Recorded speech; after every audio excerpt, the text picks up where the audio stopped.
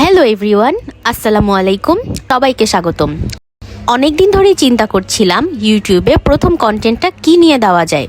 যেহেতু সকলের মাঝেই পাকিস্তানি ড্রামা নিয়ে একটা অবসেশন কাজ করে, তাই আমি ঠিক করলাম পাকিস্তানি ড্রামা নিয়েই কাজ করব। অবশেষে Pakistani drama top 10 TRP chart list আপনাদের সাথে শেয়ার করতে চলে এলাম আজ। আর দেরি না করে চলে যাই আমাদের মূল ভিডিওতে। Hello Pakistani drama fans, TRP চার্টে কি কোনো বড় পরিবর্তন এসেছে? আপনার প্রিয় শো কি এখনও তার জায়গা ধরে রাখতে পেরেছে, নাকি কোনো ডার্ক হর্স টপ পজিশন দখল করে নিয়েছে? আমাদের চ্যানেলে আপনাদের সবাইকে স্বাগত। আমরা এখানে এন্টারটেইনমেন্টের দুনিয়া থেকে লেটেস্ট নিউজ, আপডেট এবং অ্যানালাইসিস নিয়ে আসব। এবং আজকের ড্রামা আপডেটটার সাথেই আমরা আমাদের নতুন চ্যানেলের যাত্রা শুরু করতে চলেছি। যদি আপনারা সহযোগিতা করে থাকেন, তাহলে প্রতি সপ্তাহে এই আপডেট নিয়ে চলে আসব আপনাদের জন্য। আজ আমরা সরাসরি 2025-এর উইক 49-এর অফিসিয়াল পাকিস্তানি ড্রামা টিআরপি লিস্টে প্রবেশ করছি। এই রেটিংটাই বলে দেয় যে কোন ড্রামাগুলো এখন অডিয়েন্সের হৃদয়ে রাজত্ব করছে। র্যাঙ্ক 10-এ 6.7 রেটিং নিয়ে রয়েছে বিরিয়ানি। অভিনয় রয়েছেন রামশা খান নিসা চরিত্রে, খুশাল খান মীর মিরান জামান চরিত্রে, সারওয়াত গিলানি গুল মেহের চরিত্রে। এই নাটকটি দুটি সম্পূর্ণ ভিন্ন জগতের মানুষ নিসা এবং মীর মিরানের মধ্যে গড়ে ওঠা এক ধীর গতির প্রেম কাহিনী। নামটির সাথে খাবারের নামের যোগসূত্র সম্পর্কে লেখক জাফর মিরাজ ব্যাখ্যা করেছেন যে এটি একজন মুহাজির মেয়ে এবং একজন সিন্ধি ছেলের গল্প, যাদের মধ্যে বিভেদ থাকা সত্ত্বেও বিরিয়ানি নামক খাবারটি হয়ে ওঠে তাদের ভালোবাসার একটি সাধারণ কারণ। নিসা মাজিদ, সে একজন স্পষ্টভাষী, দৃঢ়প্রতিজ্ঞ এবং দায়িত্বশীল তরুণী। সে বিবিএ প্রোগ্রামের একজন সিনিয়র শিক্ষার্থী, স্কলারশিপ হোল্ডার এবং একা মায়ের সন্তান। তার পৃথিবী হলো বিশ্ববিদ্যালয় এবং বাড়ি। মীর মিরান জামান, সে একজন শান্ত, চিন্তাশীল এবং বিশেষ সুবিধাপ্রাপ্ত ধনী পরিবারের ছেলে। সে একজন প্রভাবশালী জমিদার ও বিশ্ববিদ্যালয়ের প্রধান ডোনারের পুত্র। সহজ জীবনযাপন করলেও মিরান তার রক্ষণশীল সামন্ততান্ত্রিক পটভূমি থেকে বেরিয়ে আসতে চায়। গল্পের সূচনা। নিসা, তার ভালো জিপিএ নিয়ে সে খুবই সচেতন। সে বাধ্য হয় বিবিএ এর নতুন ছাত্র মীর মিরানকে পড়াতে। শুরুতে নিসা মিরানকে তার পড়াশোনার পথে বাধা মনে করে এবং তাকে তাড়ানোর জন্য বিভিন্ন হাস্যকর ফন্দি আটে, যেমন লোকাল গুন্ডা দিয়ে ভয় দেখানো বা বিদ্যুৎ বিভ্রাট সাজানো। তবে মিরান ধৈর্য ধরে সব বাধা সহ্য করে। নাটকটি দুটি ভিন্ন সাংস্কৃতিক পটভূমি থেকে বেরিয়ে আসা দুই তরুণ তরুণীর মিলন দেখায়। এটি রোম্যান্স এবং কমেডি এর সঠিক উপাদানের মিশ্রণ, বিশেষ করে রামশা খান এবং খুশাল খানের মধ্যে রসায়ন, যা এর আগে দুনিয়াপুর নাটকেও দেখা গিয়েছিল, দর্শকদের মধ্যে ব্যাপক আগ্রহ সৃষ্টি করে। লেখকের এর আগেও কাবুলি পোলাও এবং ডাম্পুখোতের মতো খাবারের নামে নাটক লেখার প্রবণতা রয়েছে, যা এই নাটকটির শিরোনামকেও অনন্যতা দিয়েছে। ঠিক তার আগে র্যাঙ্কড 9-এ কেস নাম্বার 9, যার average views per episode 3.7 million, যার রেটিং 7.47।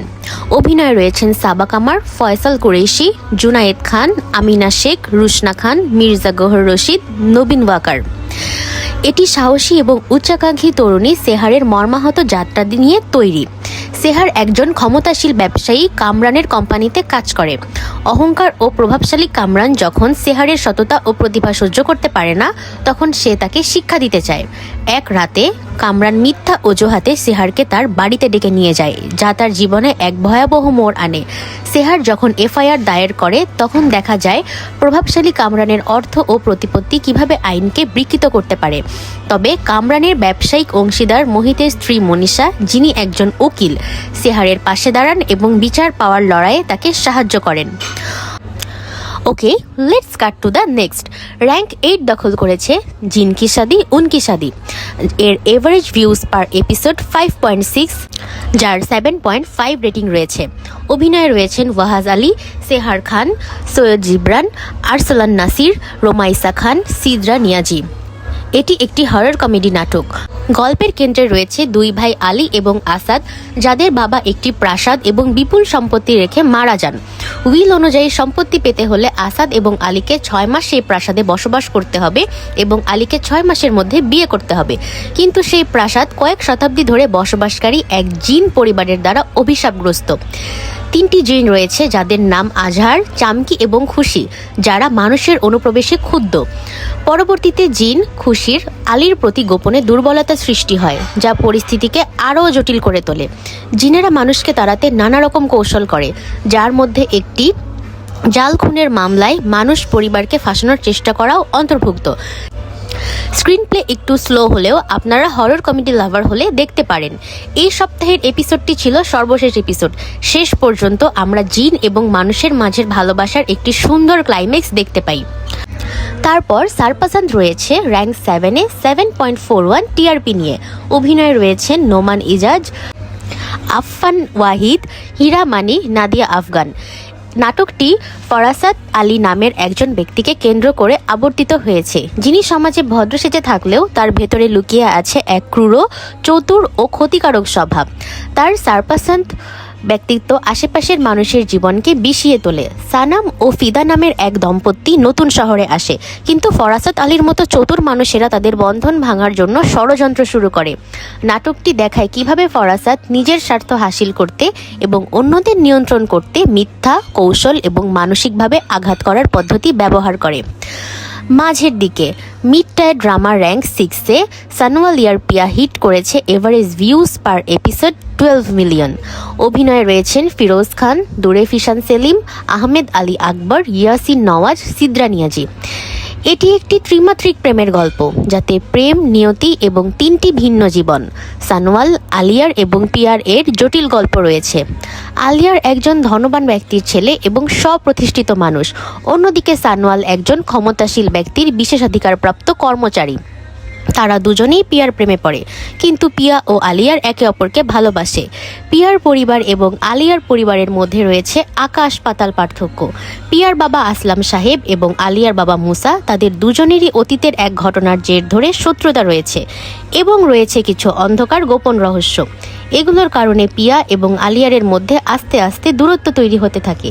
এটি মূলত সংগ্রাম, ক্ষমতা এবং প্রতারণার জগতে ভালোবাসা খুঁজে বের করার এক আবেগময় কাহিনী। বর্তমান পাকিস্তানি ড্রামাগুলোর মধ্যে এটি আমার ব্যক্তিগত অন্যতম একটা পছন্দের ড্রামা।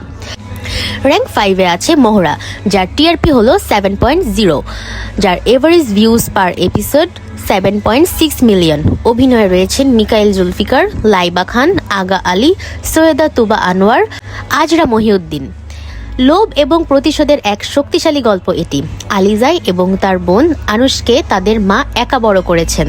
আলিজাই আত্মবিশ্বাসী এবং সীমা নির্ধারণে কঠোর, কিন্তু আনুশে তুলনামূলকভাবে সরল ও সহজ বিশ্বাসী। অন্যদিকে হামদানি পরিবারের ছেলে সিকান্দার অত্যন্ত আবেগপ্রবণ, অহংকারী এবং প্রতিহিংসা পরায়ণ, যা তার দায়িত্বশীল ভাই হামজার চরিত্রের একদম বিপরীত।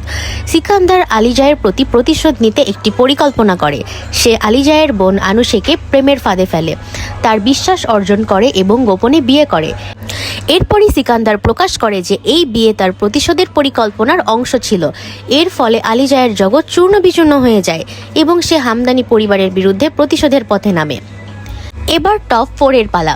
অবশ্যই টপ 4-এর প্রতিটা ড্রামাই বেস্ট, অন্যথায় তারা এই জায়গাটা ধরে রাখতে পারতো না। ফিরে আসি আমাদের টপ 4-এ। টপ 4 ধরে রেখেছে মাসুম, একটি সলিড 8.5 রেটিং নিয়ে, যার average views per episode 3.0 million. অভিনয়ে রয়েছেন ইমরান আশরাফ, সোনিয়া হোসেন, মিকাইল জুলফিকার, সিদ্রা নিয়াজি, ওয়াসিম আব্বাস। গল্পটি দিলশাদ ফয়সালাবাদী নামের এক সংগ্রামরত গায়কের জীবন নিয়ে, যার বড় গায়ক হওয়ার স্বপ্ন রয়েছে। দিলশাদ এতিম এবং তাকে তার ছোট বোনকে মানুষ করার দায়িত্ব পালন করতে হয়। ভাগ্যের সন্ধানে সে করাচি যায়, কিন্তু সেখানে এক প্রতারকের হাতে তার সবকিছু খোয়া যায়।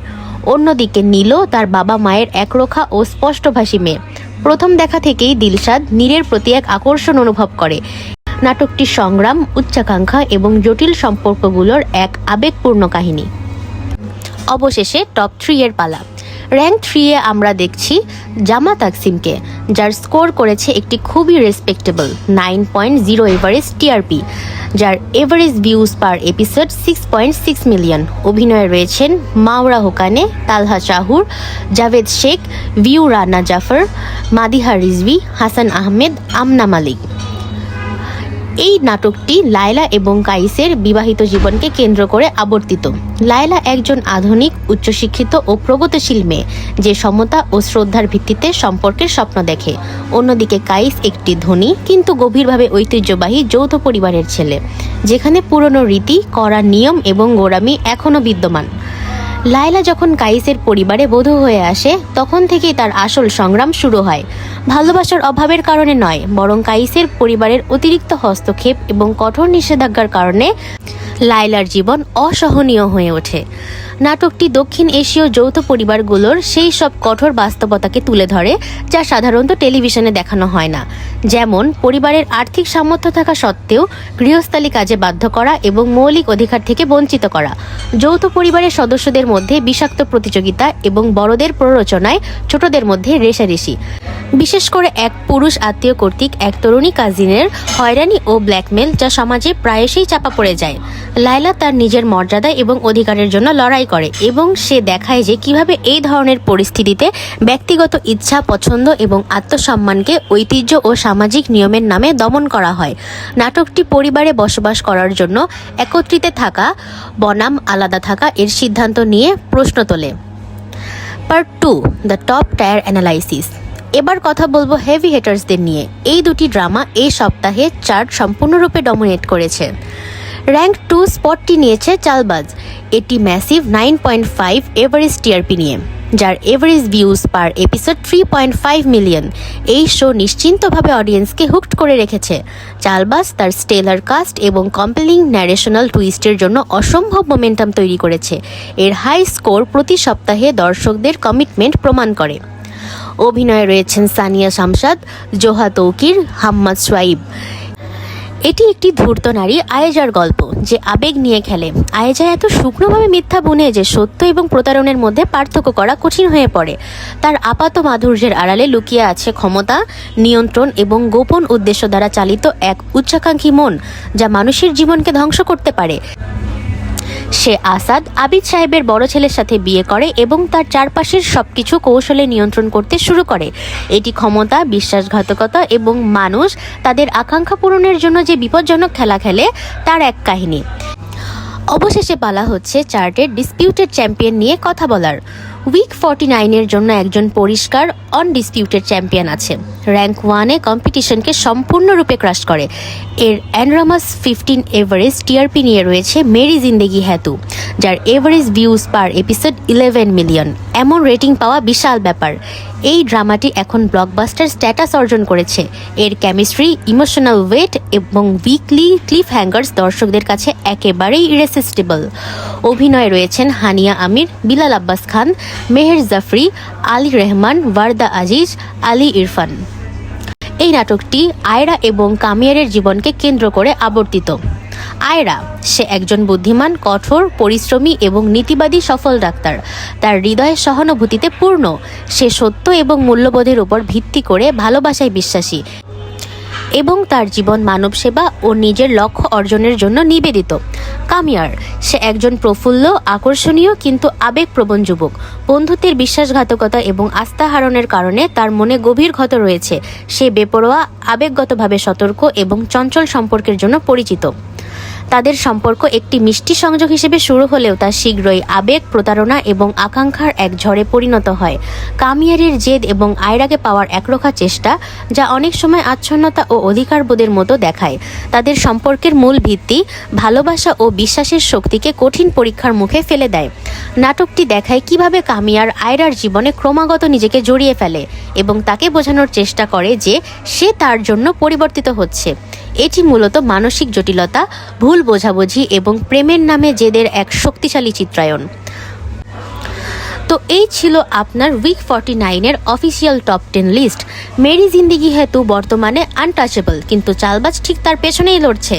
আপনারা কমেন্টে অবশ্যই জানান আপনারা এই মুহূর্তে কোন ড্রামাটি নিয়ে সবচেয়ে বেশি অবসেসড, আর কোন শো পরের সপ্তাহে সবাইকে সারপ্রাইজ করবে বলে মনে করেন। যদি আপনারা in-depth analysis, honest movie review এবং গ্লোবাল এন্টারটেইনমেন্টের লেটেস্ট আপডেট চান, তবে অবশ্যই সাবস্ক্রাইব বাটনটি ক্লিক করুন। সাথে থাকার জন্য ধন্যবাদ। আজকের মতো বিদায় নিচ্ছি। দেখা হবে আবার পরের ভিডিওতে। ততদিন পর্যন্ত ভালো থাকবেন, সুস্থ থাকবেন আর আমার চ্যানেলের পরবর্তী ভিডিও আসার অপেক্ষা করবেন। ধন্যবাদ।